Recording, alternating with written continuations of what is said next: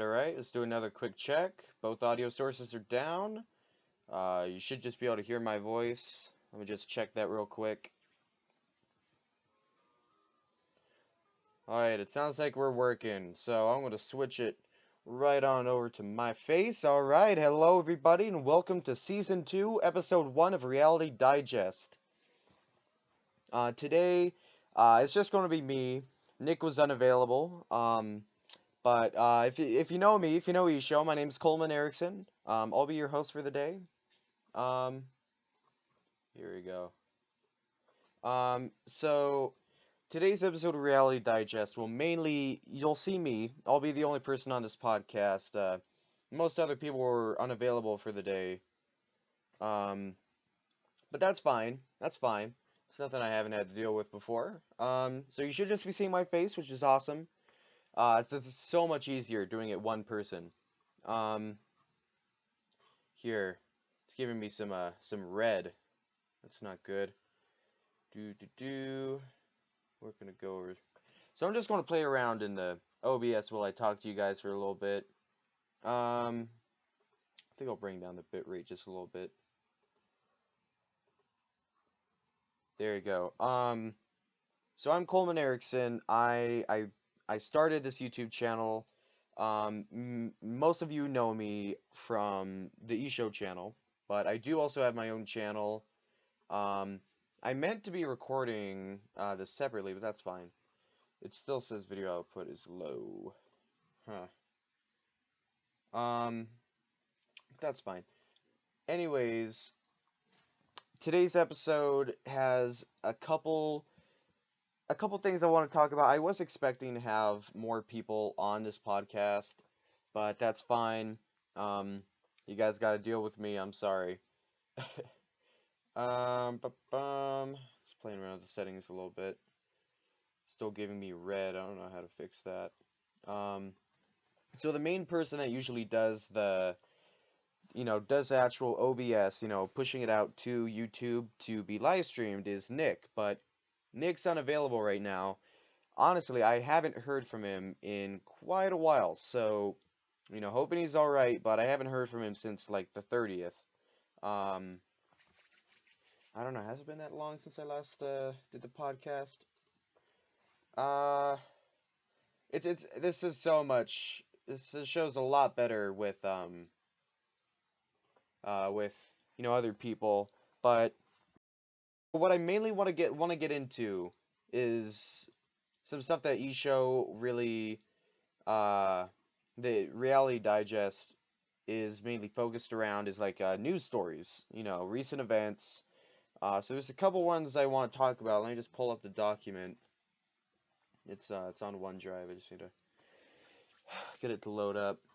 Wow, OBS really sucks out your CPU. So I want to try and this will be a bi-weekly thing right now. But it'll definitely be moved later on to every week type of thing. Um, Here we are. So I have a little thing written up for this. Today is the 16th of April. I'm not sure when the actual video will go up. I might just publish the podcast. But today is the 16th of April. It is Easter Day for most of the people, for most everyone who observes holidays. um, who observes, who knows holidays. Today is Easter Day. Easter Day. Friday was Good Friday, I want to say. Um, so I am taking time off from my family to speak to you guys. So yeah, you better feel special. Um, so we're gonna get right into it. So Nick, who's usually on the podcast, is like really, um, he's a hard left. We'll call him a hard left. Let me move that. Uh, so this topic was really meant to like get him to, you know, get his nick out, if you want to call it that. So the first topic, Syria and the U.S. intervention. Um, yeah. As most of you have likely gathered from the title, this is Reality Digest, discussing news and current events that affect your everyday. So, to tackle the biggest one first, uh, let's very quickly bring in our opinions on, the ever-changing situation in Syria. I personally don't have much to say about this. Um, this is kind of it's a difficult situation with a lot of sides. It's a multi-point star that um, is very hard to get an idea of, what's really the right decision. Let me move closer to the mic. Um, but with Syria, this has been going on for a while, but recently the U.S. has taken some hardline stances on what the United States, more the Donald Trump administration, what they believe to be the best actions. And it kind of seems, because it's a hard, you know, on one side you got what the previous administration has been doing, and on the other side you have what um what he's doing, what this current administration is up to, which that's something we've known for months now, that this administration is very different um, from, the last administration. So I think when talking about this, that uh, you have to acknowledge that Syria um, has been seen differently by the U.S. for, you know, a number of years, and it our view of Syria has drastically changed recently. Um, I keep thinking about I keep thinking about what Spicer said, and I'm trying to think of how I would be able to justify that had you know me had I been in his shoes. How could I justify saying what he said? If most of you don't know, if some of you don't know what he said, he basically said that Hitler didn't attack his citizens with gas, um, which most of you who know about World War Two, most of you who know about World War Two, or have studied it, or have taken any interest in it, or know anything about the Holocaust, is closely tied to someone who is somewhat related to the Holocaust, you know that is exactly what he did. He rounded up his population, a certain population inside of his country, inside of his controlled territory, and eliminated them by gas. Um, I'm not here to say that what Bashar al-Assad is doing is similar to that, but to say that they're not the same thing, I think is not doing justice to both the Holocaust and the people of Syria. I think his actions are really messed up. It's it's beyond my comprehension. Um,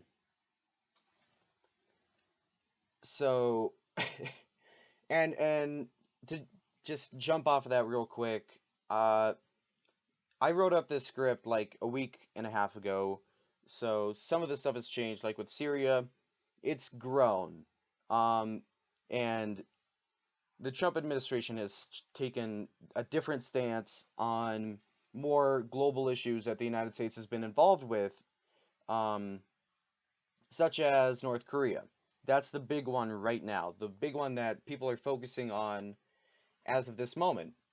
And let's see. It's giving me a small buffer, but that's fine. Um,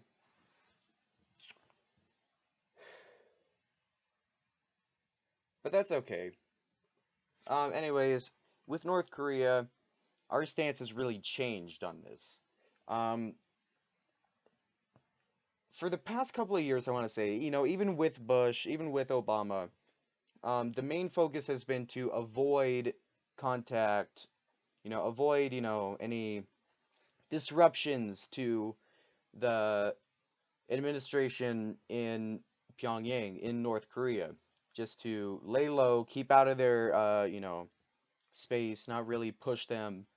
And I personally, I think it was doing very well. We didn't get bombed, they didn't get attacked. The people of North Korea um, are they're still in a very awful situation, but their situation hasn't worsened.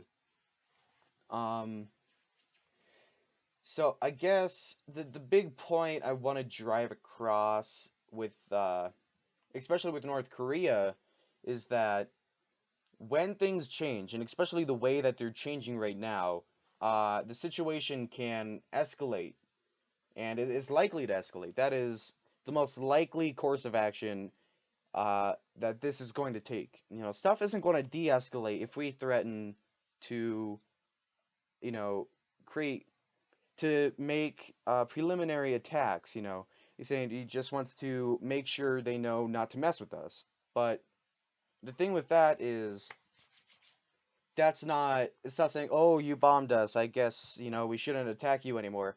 No, it's saying, you just pissed us off, we're going to send nukes your way. Um, and to some, I could see why they'd say, they wouldn't do that. And I could see, like, with their most recent missile test, which happened today or yesterday, I think, um, they were having a lot of troubles. So I don't think they know what they're doing exactly, but these are still nuclear weapons we're talking about. If they don't attack us, they'll attack their neighbors to the south. And I sort of relate it to World War II. It'll be like uh it'll be like when I'm trying to remember the specifics, but it'll be when one group attacks the other group, boom, the big brothers get involved, the US starts attacking China, stuff like that. It'll go south.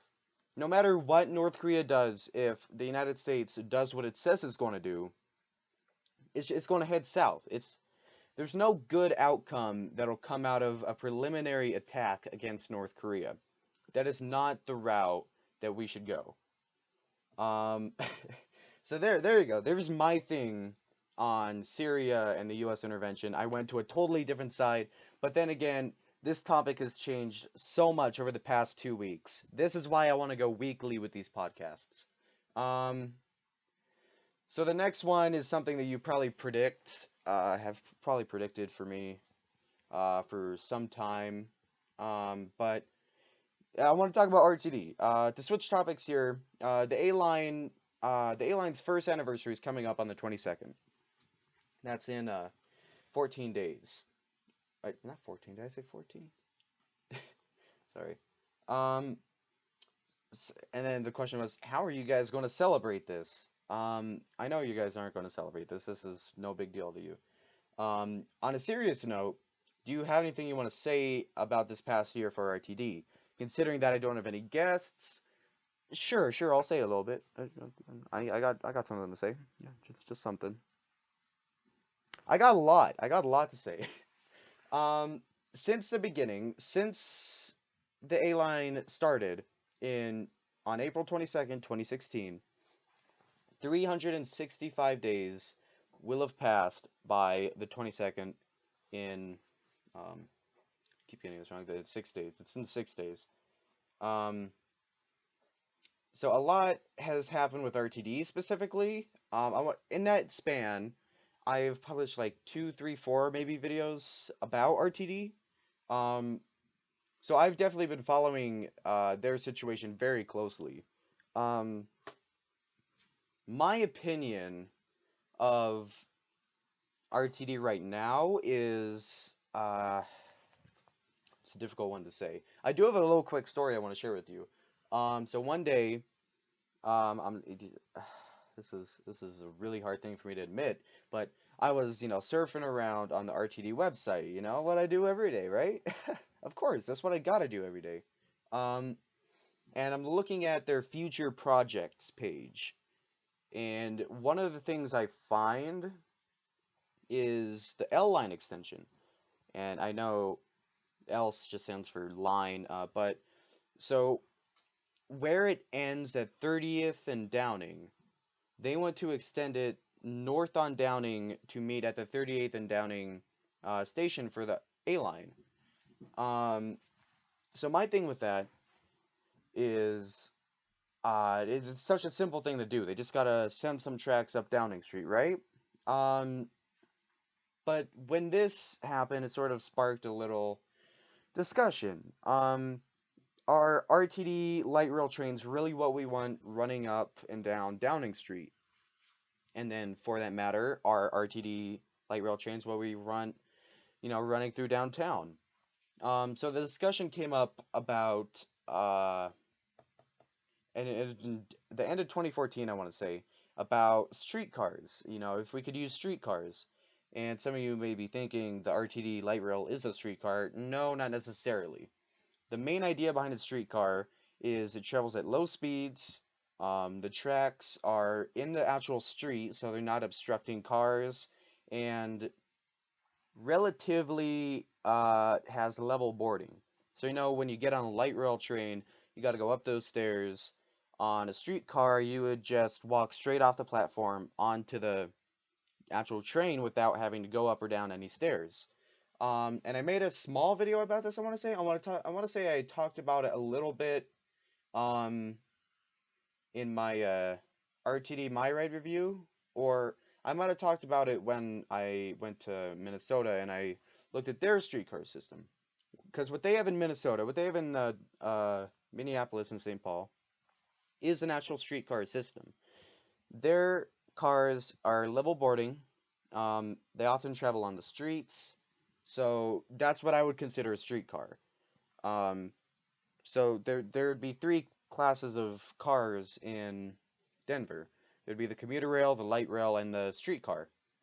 Um, so a couple drawings that I saw drawn up by RTD were mainly one. So there were a couple. The first one was to just make a light rail straight to 38th and Downing, extend the rail line.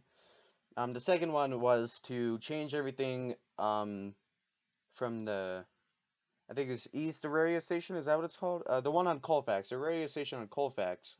Um, from there on, make it streetcar. Another one extended it down to the 10th and Osage Station, um, which that's my favorite. I think from there, follow the same tracks. It should all be streetcar. I think that makes the most sense to me. Um, and then another one was this one was like really out there. It wanted to extend the whole rail throughout downtown into the Highlands, into all these other neighborhoods, which is a great idea, but it's very ambitious. In the next video, in the next Reality Digest. Um, I gotta say for me, this is by far not my favorite memory. I hated this day. This Easter was awful, but I remember this one Easter. I was at my mom's house, but I was going to go to my grandma's house, and I want to say I'm like 6 or 7, around that age, and we're like making breakfast at my mom's. We want to be a little happy family. Everything's perfect. We're a happy family. We eat breakfast together every day. Um, but what happened? What happened sent the whole day south. It happened so quickly and so violently that I was I was in shock for the rest of the day. Well, I mean, my hand was in shock. Let me before let me let me say what happened. I burnt my hand. We'll put it simply. Um, a little bit more complexly. Uh, we have one of those, it's not an induction stove, but to a kid, you think it's an induction stove because there's no flame. Um, and I always like to touch it, to see if it's hot. Is this really hot? Um, so smart me, we just eat breakfast. We're cleaning up. I go over to the stove. I'm like, I wonder if this is hot. Wonder how I could find out. I scream like really loud. I think I woke up the neighbors next door.